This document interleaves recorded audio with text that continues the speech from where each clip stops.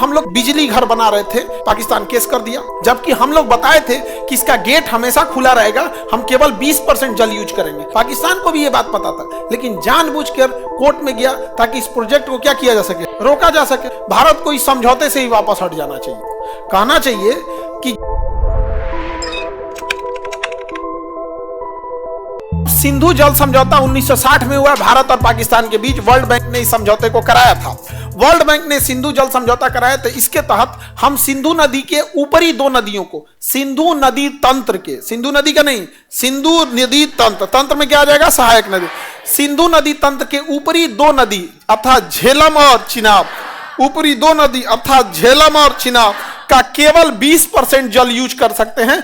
बाकी निचली तीन नदी रावी, सतलज, ब्यास का 80% यूज कर सकते हैं। बट इनका हम केवल कितना यूज कर सकते हैं, 20%। केवल कितना, 20%। अब देखो, यह झेलम नदी की एक सहायक नदी है किशन गंगा। क्या नाम है, किशन गंगा नदी। झेलम की छोटी सहायक है। अब इतनी भी छोटी छोटी नदियों का तो हम आपको नहीं ना बताते जाएंगे, एकदम छोटी छोटी नदियां भर जाएगा यहाँ पे। तो किशन गंगा नदी उसकी सबसे छोटी सहायक है। तो हम लोग किशन गंगा नदी पे बिजली घर बना रहे थे, क्योंकि यहाँ पे नदियां पहाड़ से उतरती हैं। तो पहाड़ से उतर रही नदियों के ऊपर ढाल अर्थात प्रवणता ज्यादा होता है और फ्लो ज्यादा होता है। पाकिस्तान केस कर दिया, जबकि हम लोग बताए थे कि इसका गेट हमेशा खुला रहेगा, हम केवल 20% जल यूज करेंगे। पाकिस्तान को भी यह बात पता था, लेकिन जानबूझकर कोर्ट में गया ताकि इस प्रोजेक्ट को क्या किया जा सके, रोका जा सके। प्रोजेक्ट को क्या किया जा सके, रोका जा सके। भारत को इस समझौते से ही वापस हट जाना चाहिए। कहना चाहिए कि जब तक हम यह समझौता, एक समझौता किसमें होता है, दो समान मित्र देशों में ऐसा हो सकता है, शत्रु देश से समझौता नहीं।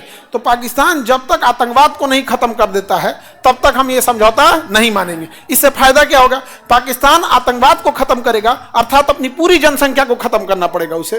तो ये संभव नहीं है। नहीं समझे तुम लोग, क्या समझे? अच्छा, वहां अच्छे लोग भी रहते हैं, ऐसा हम भी सुने हैं। कुछ कुछ लोग वहां अच्छे भी हैं, ऐसा नहीं है। वो बेचारे पीस जाते हैं, वो वहां पे क्या हो जाएंगे, पीस जाएंगे। अब बिना मतलब वाले सब आगे बढ़ जाते हैं। तो सिंधु जल समझौता कब हुआ था, 1960।